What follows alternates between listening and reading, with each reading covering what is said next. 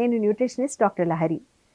Exams times దగ్గర పడే కొద్దీ మనకి పిల్లలందరికీ కూడా చదువుకునేటువంటి టైం పెరుగుతుంది. యాక్టివిటీ లెవెల్స్ తగ్గుతాయి. ఇంట్లో వాళ్ళకి గూడా స్ట్రెస్ లెవెల్స్ బాగా పెరుగుతాయి. పిల్లల స్ట్రెస్ లెవెల్స్ ఎలా ఉన్నా సరే, ఇంట్లో వాళ్ళ స్ట్రెస్ లెవెల్స్, దాంతో పాటు ఈ పిల్లలకి ఎలాంటి ఫుడ్ ఇవ్వాలి, అసలు వీళ్ళు సరిగ్గా టైంకి తింటున్నారా లేదా, ఇలాంటి స్ట్రెస్ కూడా ఎక్కువవుతుంది. సో, ఎగ్జామ్స్ టైమ్ వచ్చేటప్పుడు ఈదర్ ప్రిపరేషన్ టైంలో కానీ, వాళ్ళు ఎగ్జామ్‌కి వెళ్ళే టైంలో కానీ, ఎటువంటి ఆహారము, అట్లాగే ఎటువంటి లిక్విడ్స్ ఇలాంటివి ఇచ్చినట్టయితే వాళ్ళకి హెల్ప్‌ఫుల్‌గా ఉంటుంది. అంటే దాని వలన సడెన్‌గా వాళ్ళు ఎగ్జామ్ బెటర్‌గా రాయడమో, లేకపోతే వాళ్ళు చదివిందంతా ఎగ్జాక్ట్‌గా గుర్తుంటమో, ఇలాంటి మిరాక్యులస్ డైట్స్ ఏమీ ఉండవండి.